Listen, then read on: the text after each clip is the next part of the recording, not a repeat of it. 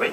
Alors, désolé Monsieur le Ministre d'être un peu pointu, mais donc je reviens sur ma question. En 2004, on avait autour de la table exactement les mêmes acteurs, la FRC, les donneurs d'ordre, et non pas le SP2C, mais le SMT, qui était donc l'ancêtre du syndicat.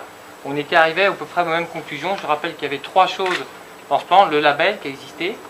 On avait demandé à l'époque la clause de mieux-disance sociale dans les appels d'offres publics.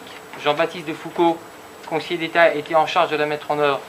On ne sait pas ce qu'il en est advenu. Et la DGEFP, qui est ici présente, était en charge de mener en France des actions de formation. Ça s'est enterré dans des réunions, etc. On est 6 ans après. Vous êtes le 4e ministre après Nicolas Sarkozy, M. Devedjian, Jean-Louis Borloo. Comment est-ce qu'on peut croire un moment que le gouvernement va définitivement s'emparer du sujet? 2 exemples. Il y a 1 an, vous étiez dans la presse en disant que la mission nationale de la relation client serait dotée, je crois, de 18 millions d'euros sur le même sujet. 1 an après, ces gens-là qu'on a interviewés nous disent on n'a pas vu le bout d'un euro arriver du ministère, notamment pour une raison, c'est que les régions ne jouent pas le jeu. Vous savez qu'en France, la formation est pilotée par les régions. Dans la région où vous habitez, en Auvergne, le dernier exemple que j'ai en date, c'est la région Auvergne qui ne veut pas financer des formations sur ces métiers au prix du marché. Première question. En matière d'exemplarité de l'État, le 3949, qui est quand même un service dont vous avez la tutelle, en quoi était-il compliqué l'année passée de décider, parce que ça dépendait de vous, de dire à M. Charpy qu'il suffisait de créer 500 emplois en France, ça 40 000 appels par jour, c'est la même année où vous avez demandé à tous les chômeurs en France d'appeler un serveur vocal pour s'inscrire, des gens qui ne répondent pas, avec un problème qui est tout simplement le dimensionnement, il suffit de mettre des gens. Et la 3e question, c'est la suivante. Il y a un décret qu'un sénateur vous demande de passer depuis 4-5 mois, il a fait également la une du Parisien il y a 1 mois. L'État exemplaire, aujourd'hui, facture l'accès à ces services publics 0,15 centimes d'euros. Concrètement, la loi a été passée, pas de décret.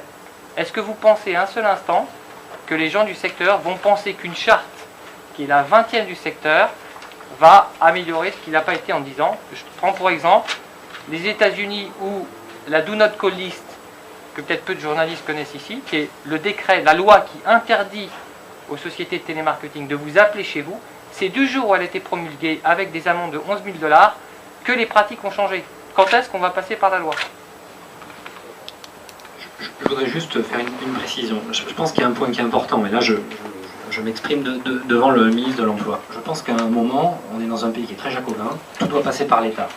Alors c'est vrai que quand on essaie de faire des choses sans l'État, on a beaucoup de mal à faire avancer les problématiques. Mais pour ça, il faut qu'un secteur, un métier soit mûr. C'est-à-dire que les acteurs prennent conscience de ça. Moi, ça fait 15 ans que je fais ce métier, et je peux dire que les échanges qu'on a eus ce matin avec les grandes marques, les grands donneurs d'ordre, avec les syndicalistes, on n'avait pas du tout cette nature de relation sur le fond des sujets il y a quelques années. Même les syndicats, il y a quelques années, je me rappelle très bien quand je suis arrivé la première fois en convention collective, les grandes centrales m'ont dit « Mais attendez, vous n'existez pas parce que de toute façon l'outsourcing, l'externalisation ne doit pas exister. » Aujourd'hui, il y a des gens dans les syndicats, tous les grands syndicats, on nous met des responsables de nos métiers.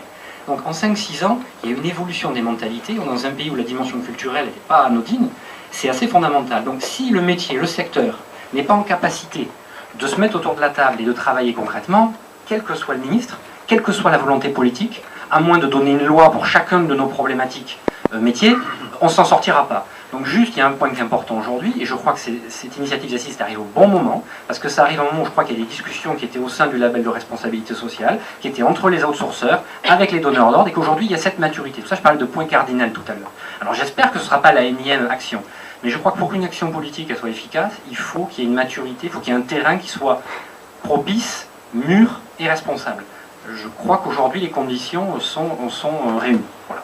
Juste pour compléter, donc en 2004, on s'est tous vus avec Borloo. Borloo a eu le mérite de structurer un secteur qui ne se parlait pas.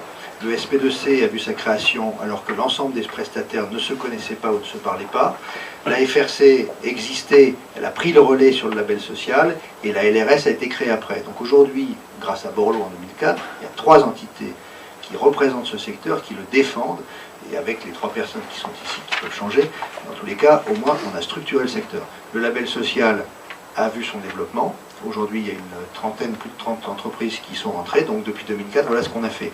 Et on arrive devant le ministre Wauquiez avec un secteur qui est prêt à aller beaucoup plus loin, à régler d'autres problèmes, tout n'est pas réglé, on le sait très bien, et ces assises permettent justement de lancer à nouveau un certain nombre de travaux qui seront suivis par le médiateur et ce qu'a rappelé M. Wauquiez. Encore une fois... en clair, on nous, remplace la DGEFP par un médiateur et il a fallu 6 ans non, pour on ne faire remplace ça. pas la DGEFP, elle continue de nous accompagner. Mais Eric, ça fait 6 ans qu'on dit on va faire des chartes. Je suis désolé d'être un tout petit peu insistant. On parle là de gens qui appellent le grand public et des demandeurs d'emploi. On est en train de dire qu'il a fallu 6 ans. Monsieur Jacquinet, c'est l'ancien responsable du sujet en 2004 qui parle ou le journaliste? Non, Parce que je comprends que ce soit difficile. Pas du tout. Surtout quand on a été partie prenante d'un dossier que vous aviez suivi, puisque vous étiez conseiller de Borloo en charge du dossier en 2004. Donc forcément, il y a un regard qui est le regard qui était le vôtre sur 2004. Je le comprends très bien. Moi, je regarde un demandeur d'emploi aujourd'hui qui vient à Pôle emploi et qui se dit dans quel monde vivons-nous? Est-ce que qui je veut peux se juste, former. non mais soit on est sur des questions de journalistes, soit on est sur d'autres questions, je vais essayer d'y répondre. Donc vous avez votre regard d'acteur qui a été en 2004. Maintenant, je vais essayer de répondre sur l'ensemble des points. Premier sujet. D'abord, 2004 a représenté une initiative positive. Très bien, ça a été un premier acte. Maintenant, ce qu'il faut, c'est qu'on aille plus loin et qu'on profite de l'évolution du secteur. Ici, ce qui a été fait n'a rien à voir avec ce que vous aviez fait en 2004, puisque vous n'aviez pas l'ensemble des acteurs de la même manière qui étaient autour du pot. La deuxième chose, c'est que ce qui a beaucoup manqué dans votre initiative, c'était l'engagement résolu des donneurs d'ordre, qui n'était pas sur un engagement qui était aussi important, notamment sur l'accompagnement du label de responsabilité sociale. Je rappelle qu'encore aujourd'hui, c'est relativement minoritaire les donneurs d'ordre qui sont allés sur le label de responsabilité sociale. La troisième chose, c'est que je suis désolé, moi je ne suis pas d'un tempérament de mettre la tête dans la cendre et à me dire, bah zut, désolé, on a loupé il y a 2 ans et donc on ne fait plus rien. Je trouve ça assez stupide comme démarche. Donc on essaye d'avancer et d'identifier les points d'avancée qui peuvent être faits. Première chose, sur les crédits du ministère et sur les engagements qui ont été pris sur le financement de l'ADEC, ils sont en ce moment en paiement et les engagements qui sont ceux de l'État seront tenus. Premier point. S'agissant des régions, il suffit de votre part d'aller demander au président de région si jamais vous le souhaitez, et puis posez-leur la question, ça pourrait être intéressant. Chacun assume sa part du job et des engagements. Deuxièmement, sur le 39-49, ça fait partie, j'en suis parfaitement conscient, il faut que l'État, sur ses appels d'offres, soit lui-même exemplaire. Il n'y a pas que ça. Il y a tous les domaines de santé, tous les domaines de prévoyance, tout ce qui est tabac, information sur la bonne alimentation, enfin, toutes les lignes là-dessus, sur lesquelles il faut que ce soit incorporé de façon beaucoup plus offensive à l'intérieur de l'État. On a parlé de ce sujet avec Christine Lagarde. On a maintenant une organisation qui est plus offensive sur l'État actionnaire et l'État dans sa passation de marché d'appel d'offres, puisque ça a été réorganisé. On a un levier pour le faire. S'agissant du 39-49, je tiens à votre disposition les statistiques en termes de taux de réponse. On était sur des chiffres qui étaient très mauvais il y a 1 an et demi. Ça s'est considérablement amélioré et aujourd'hui on est dans les meilleurs taux de réponse sur les numéros d'appel service public. Dernier point s'agissant du coût. S'agissant du coût, le numéro de Pôle emploi fait partie des numéros de service public qui sont les moins chers. Pour le reste, je le dis et je l'assume, je ne suis pas favorable à avoir une gratuité complète des numéros d'appel service public. Tout simplement parce que sinon, comme ça ne vaut plus rien, les gens restent au téléphone et on a un service qui n'a plus de valeur. J'y suis pas favorable, je me suis toujours exprimé là-dessus très clairement. Je ne veux pas que ce soit un service qui raquette, comme c'était le cas avant que j'arrive, les demandeurs d'emploi, c'était vraiment un service qui n'était pas dans une bonne démarche. On est revenu à un prix qui est aujourd'hui le moins cher des services publics, mais je n'irai pas sur une gratuité, parce que je considère que c'est pas bon. Voilà, question précise, réponse précise. Sur la réglementation, on a vu passer un amendement tardi en janvier, et donc nous avons décidé à FRC, FEVAD et la Fédération Française des Télécoms de se prémunir de risques éventuels de réglementation et donc de proposer, de créer une liste d'opposition. Nous sommes en cours de création d'une association qui va gérer cette liste d'opposition. On l'a appelée Pacitel.